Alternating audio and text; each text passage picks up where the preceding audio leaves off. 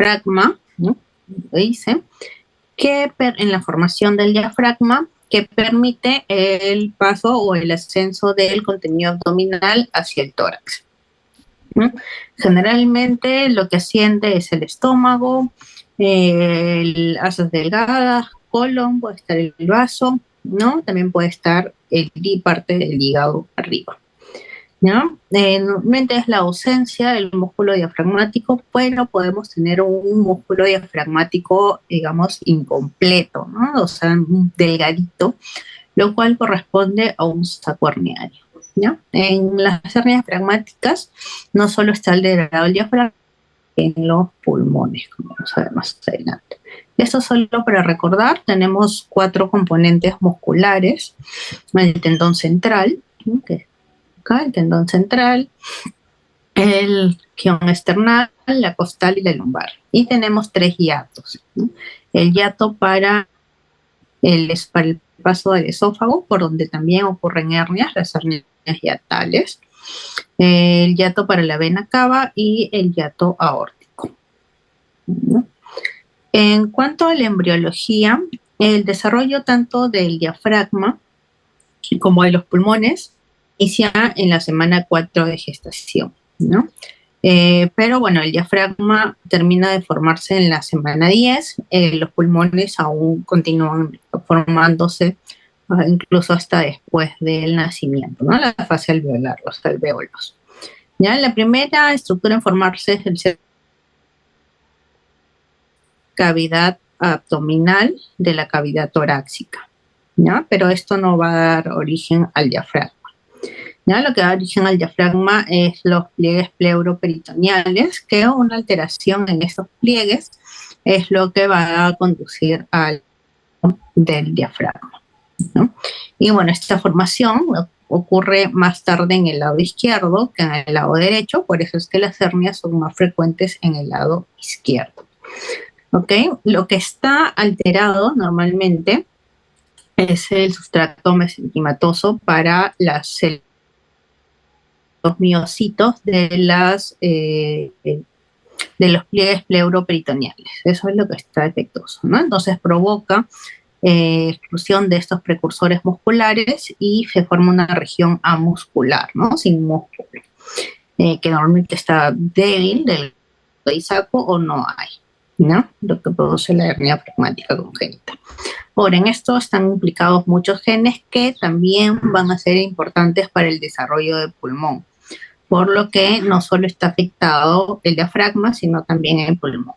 Para que el pulmón cumpla con, bueno, una adecuada oxigenación de la sangre, tiene que tener todo el árbol bronquial, ¿no? Un segundo para silenciar esto. Desde, bueno, aquí a los bronquios, los bronquiolos, ¿no? Y todo hasta llegar a, bueno, igual de la parte lógica, los alvéolos, ¿no? Tenemos diversas para la formación, como la etapa embriogénica, que va hasta la 7ª semana, la etapa pseudoglandular, la canalicular y la sacular, que van durante la etapa fetal, y la etapa alveolar, que incluso se prolonga después del nacimiento, ¿ya? Pero el pulmón del lado donde se va a desarrollar la hernia diafragmática va a estar pequeñito, ¿no? No crece normalmente, hay hipoplasia pulmonar. Entonces está disminuida también la ramificación a nivel distal. Hay menor número de alveolos, el intersticio pulmonar también está anormal, los alveolos no se distienden normalmente, ¿ya? Por lo que hay alteración de la perfusión pulmonar. También hay menor número, digamos, de los bronquiolos terminales, ¿no?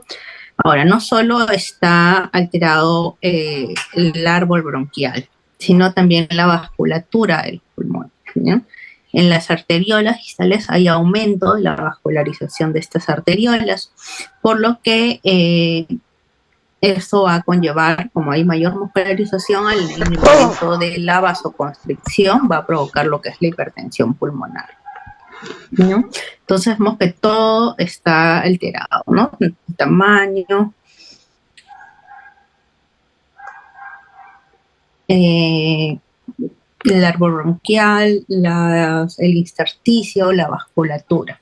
Pero no solo se altera del pulmón ipsilateral, ¿no? Sino el otro pulmoncito también está alterado, aunque en menor medida. Ya en cuanto a la epidemiología, bueno, 4 de cada 10.000 nacidos vivos, hay cierta predisposición genética, la edad materna, digamos, las gentes añosas tienen mayor riesgo, hay una ligera herencia en los varones, ¿no? Y la mayoría no van a tener una causa conocida. El 40% de todas las hernias diafragmáticas tienen al menos una anomalía congénita, ¿ya? Y las más frecuentes son las cardiovasculares. Además de que ya, cuando tenemos una hernia, vamos a ver después, va a desplazar la tráquea, ¿no? Este es el tórax, ¿no? La hernia es lo más frecuente es del lado izquierdo y va a empujar la tráquea hacia el otro lado, ¿no? En vez de estar derechita va a estar lateralizada, y también el corazoncito va a estar lateralizado al otro lado, ¿no? Entonces, además de que en otra posición tiene malformaciones, ¿no?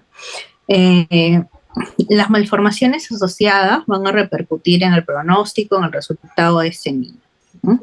La mayoría de los pacientitos que fallecen en el periodo, digamos, perinatal o neonatal inmediato es porque tienen malformaciones congénitas graves, ¿no? Tenemos, en cuanto a la clasificación, tenemos hernias anteriores, posteriores y centrales, ¿no? Los más frecuentes son las posterolaterales, las posteriores, según un 90% de las hernias, ¿no? Las posteriores, que son las hernias de Bostelek. Y dentro de este 90%, si tomamos solo ese 90%, 85% son izquierdas y hasta un 15% pueden ser derechas, ¿no? Lo más frecuente son las hernias posterolaterales izquierdas. ¿Okay? Las posterolaterales izquierdas, y hay un 1% que pueden ser bilaterales, ¿ya? Pero estas son de muy mal, ¿ya? En cuanto a las anteriores centrales, con un 10%, que las anteriores son las hernias de Morgani. Estas en realidad nos dan mucho menos sintomatología. En cuanto a la clasificación, hay una clasificación más que todo para el manejo, para el del Grupo Internacional de Estudio de la Hernia Diafragmática. Dividen en defectos tipo A, B, C y D, ¿no? En la A, este es el defecto del diafragma, ¿no? Todo esto es el músculo diafragmático. Y en el tipo A,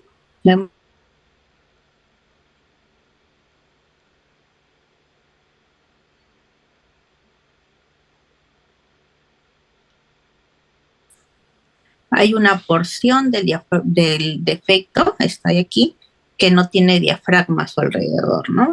Que está en contacto con la pared torácica, pero no hay diafragma. En la tipo C, una gran porción del defecto no hay diafragma, y en la tipo D, prácticamente todo esto es el defecto. No tenemos diafragma, ¿no? Entonces, la tipo A y la tipo B normalmente pueden ser resueltas por vía toracoscópica y sin necesidad de ningún material que reparar. En cambio, la tipo C y la tipo D, normalmente sí necesitamos una malla o un parche, un colgajo que reemplace este diafragma, ¿no? Para poder cerrarlo, ¿no? En cuanto a la fisiopatología, bueno, la hipoplasia pulmonar es producto de la hernia diafragmática, de la hipertensión pulmonar, ¿no? Esto, las dos cosas, la hipoplasia y la hipertensión pulmonar es lo que va a determinar la supervivencia del paciente, ¿no? Si tenemos una hipoplasia severa, una hipoplasia severa, el pronóstico es malo, ¿no? Lo que ya hemos visto, ¿no? La disminución del número de alveolos, que haya menor, digamos, la arborización, ¿no? Del árbol bronquial, tanto la parte vascular está disminuida, hay hiperplasia del músculo de las arteriolas, ¿no? Todo esto ocasiona un intercambio gaseoso defectuoso, ¿no? Llevando a una hipoplasia pulmonar, que hay menor vasculatura, no se desarrolla bien el pulmón, la disminución del mediastino, todo esto lleva a la triada de hipoxemia, hipercapnia y acidosis, responden con vasoconstricción arterial pulmonar, y recuerden que estas arterias están hipermuscularizadas, por lo que conlleva a hipertensión pulmonar, ¿no? Que es uno de los factores más importantes para determinar el pronóstico del bebé. Es más, para poder operar al bebé sabemos que la hernia diafragmática no es una emergencia, ¿okay? Primero hay que compensar al bebé, y compensar quiere decir controlar la hipertensión pulmonar. No podemos operar un bebé que no tenga controlada la hipertensión pulmonar. El diagnóstico prenatal, lo básico, lo estándar es la ecografía, ¿no? Va a detectar hasta el 60%. Y si son casos severos, solo tomamos los casos severos, van a detectar hasta un 75% de los casos. ¿Qué se va a evaluar con la ecografía? El tamaño pulmonar, la posición del hígado, ¿no? Que el hígado que esté en el tórax. Tenemos un peor pronóstico cuando pasa esto, la posición del estómago, pulmón, cabeza, y si hay otras malformaciones asociadas. La resonancia en realidad es muy útil, pero no está disponible en todos los casos y tampoco es necesario. Ahora, ¿qué es lo más significativo de las resonancias? Que nos permite evaluar correctamente el volumen pulmonar y también la cantidad de hígado herniado, ¿no? Además, con la resonancia magnética podemos diferenciar muy bien el hígado del pulmón. A veces con la ecografía se confunden porque tienen más o menos la misma densidad, ¿no? Pero bueno, y además que la ecografía es muy operador dependiente, ¿no? Pero como les digo, el limitante es el difícil acceso a la resonancia magnética. ¿Qué es lo que vemos en las hernias? En las ecografías, la presencia de órganos abdominales en la cavidad torácica, ¿no? Además que se puede encontrar polidramnios, el miocardio no va a estar adecuadamente posicionado, hay desviación del mediastino, ¿no? Manifestaciones clínicas, en realidad de que llegue a todo esto, ¿no? Insuficiencia respiratoria, taquimia, ciadosis, palidez. Ahora, un bebé que presente todo esto debe ser, ya va a ventilación mecánica, ¿no? Es que el paciente tenga ya el diagnóstico prenatal, ¿no? Para que al momento de intubar se haga la secuencia de intubación rápida, ¿no? Y no se le dé ventilación con ambú, porque al ventilarlo con ambú va a pasar aire también a la vía digestiva, va a distender mucho más el estómago y va a haber mayor dificultad respiratoria, ¿no? Entonces se debe hacer una ventilación, una intubación rápida, además que la ventilación en estos casos es a baja presión, ¿no? En la parte, digamos, el abdomen va a estar excavado y el tórax va a estar aumentado de tamaño porque prácticamente el contenido abdominal va a estar en el tórax, ¿no? Y podemos ocultar ruidos intestinales en el hemitórax afectado, ¿no? En la radiografía de tórax lo que va a mostrarnos son las asas intestinales, vemos, ¿no? En el tórax, ¿no? Y desviación del mediastino, miren el corazoncito hasta dónde está, y la tráquea también. Miren que el tubo endotraqueal también está desviado, ¿no? En el tórax. Si es que hay alguna duda diagnóstica, usar un estudio contrastado, que igual nos permite ver las asas intestinales en el tórax, o una tomografía, ¿no?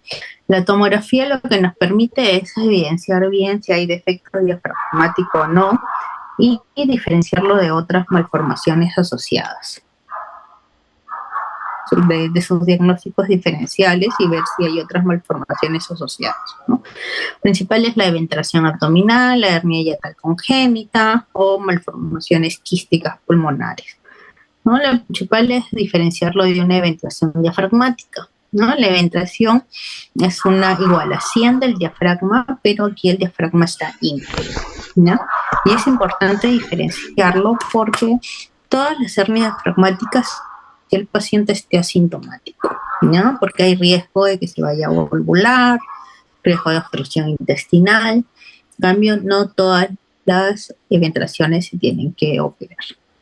Depende si hay sintomatología o no, o a qué nivel llegue el diafragma, ¿no? La mortalidad en realidad aún es alta, pero depende muy, también de las malformaciones asociadas, ¿no? Depende del paciente, del grado de hipoplasia pulmonar, del grado de hipertensión pulmonar, pero también depende del lugar donde estos niños sean tratados, ¿no? Si es digamos, un hospital que cuente con toda a la mano, que tengan acceso a ECMO, a BAFO, el pronóstico va a ser mejor, ¿no? La sobrevida va a ser mayor, ¿no? Pero si está en un hospital donde tal vez no pueda ser tratado adecuadamente, la mortalidad va a aumentar.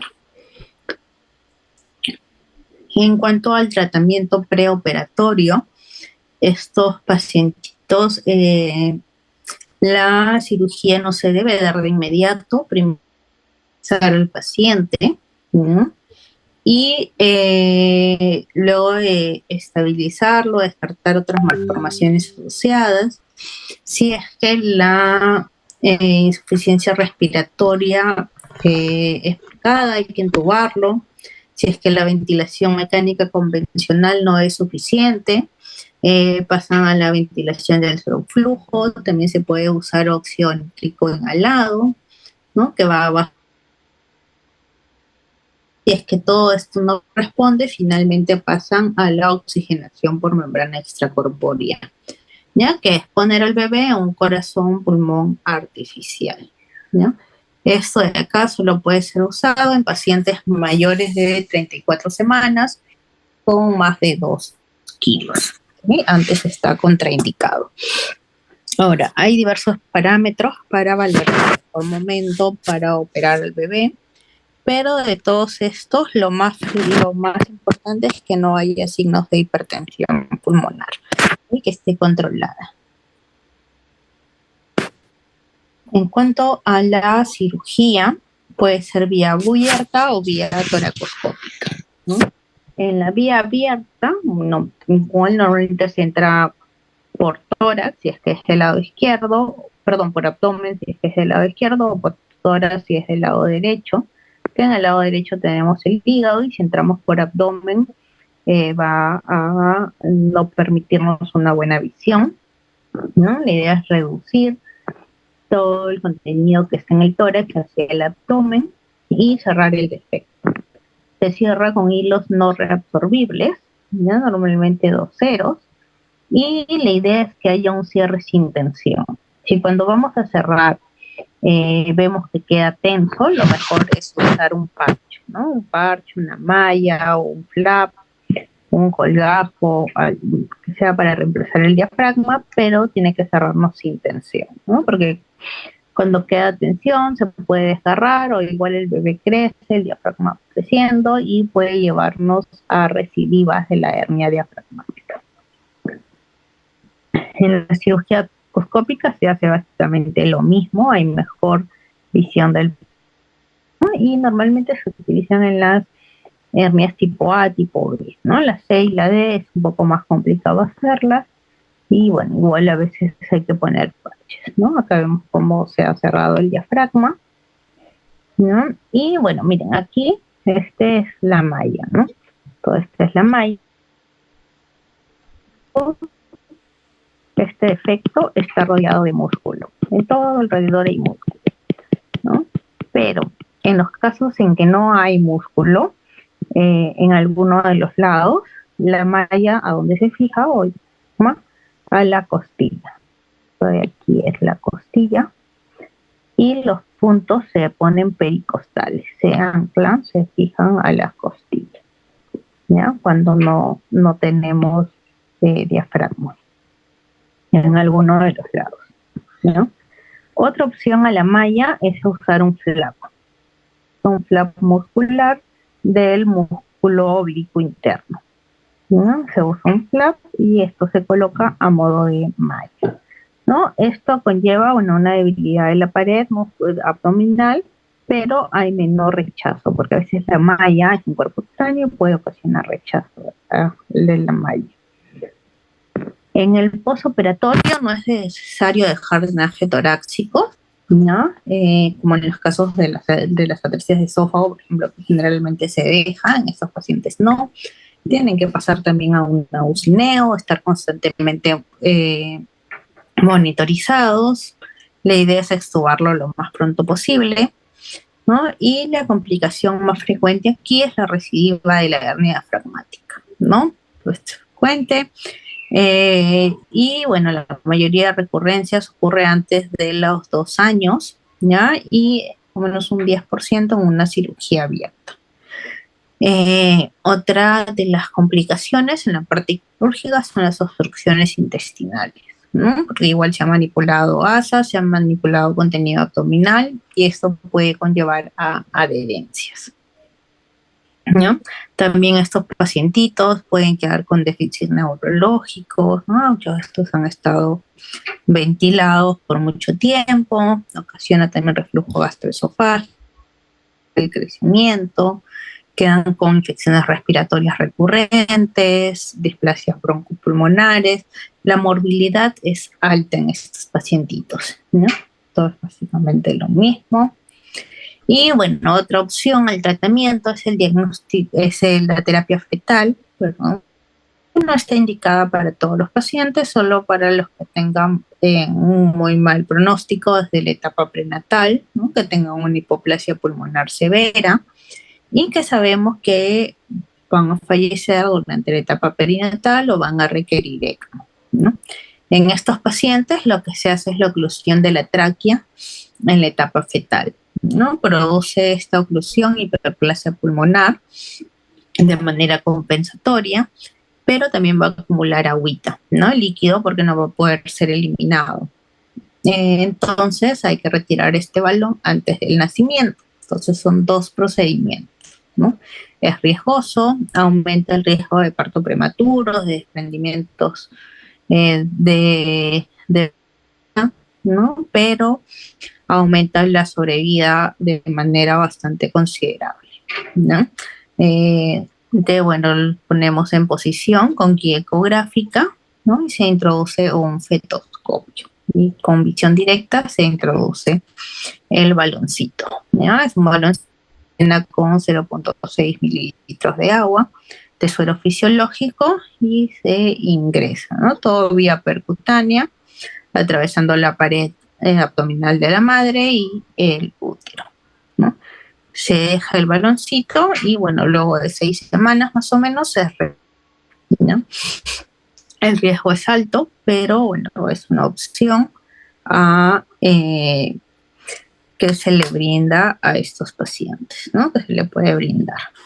Entonces, no, sería todo con hernias diafragmáticas. No sé si tienen una duda o alguna pregunta.